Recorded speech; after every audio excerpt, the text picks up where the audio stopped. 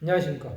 오늘은 빌립보서 4장 14절에서 17절의 말씀으로 빌립보 사람들의 선물 두 번째라는 제목으로 하나님의 말씀을 나누고자 합니다. 본 말씀은 그러나 너희가 내 괴로움에 함께 참여하였으니 잘하였도다.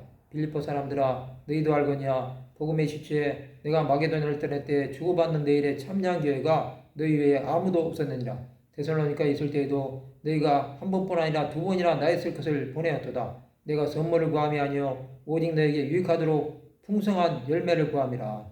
빌립보 교회는 사도 바울의 괴로움에 함께 참여하였습니다. 그것은 그의 사역을 후원한 것입니다.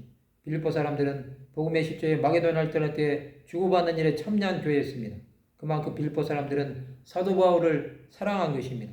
그들은 데살로니가에 있을 때에도 두 번이나 쓸 것을 보내므로 바울이 사역을 감당할 수 있게 후원한 것입니다.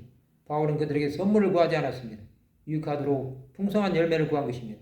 바울은 빌립보 교회가 믿음 안에서 성장하기를 원했습니다. 그는 아버지가 자식을 사랑하듯이 빌립보 성도들이 그리스도 안에서 장성한 분량까지 자라가기 원한 것입니다. 빌립보 성도들은 바울의 사역이 하나님 나라 전파임을 알았습니다. 그들은 바울의 동력자로 하나님 나라를 위해 함께 쓰임을 받은 것입니다. 그들이 이렇게 한 것은 하나님께서 함께 하심을 믿었기 때문입니다. 하나님의 일은 하나님의 손에 붙들려야 합니다. 하나님께서 인도하시는 대로 따라가면 주 예수의 은혜가 반드시 있을 것입니다.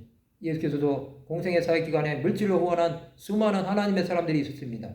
그들의 섬김을 통해 하나님 나라가 전파된 것입니다. 빌립보 교회는 유대의 헌신으로 세워진 교회입니다. 또 성도들이 복음 안에서 자라간 것입니다. 그들은 자신들뿐만 아니라 땅끝까지 복음이 전파되는데 충성했습니다. 이 땅을 사는 성도들도 하나님 나라를 위해 자신의 삶을 드려야 합니다. 예수께서는 이런 사람들을 사랑하십니다.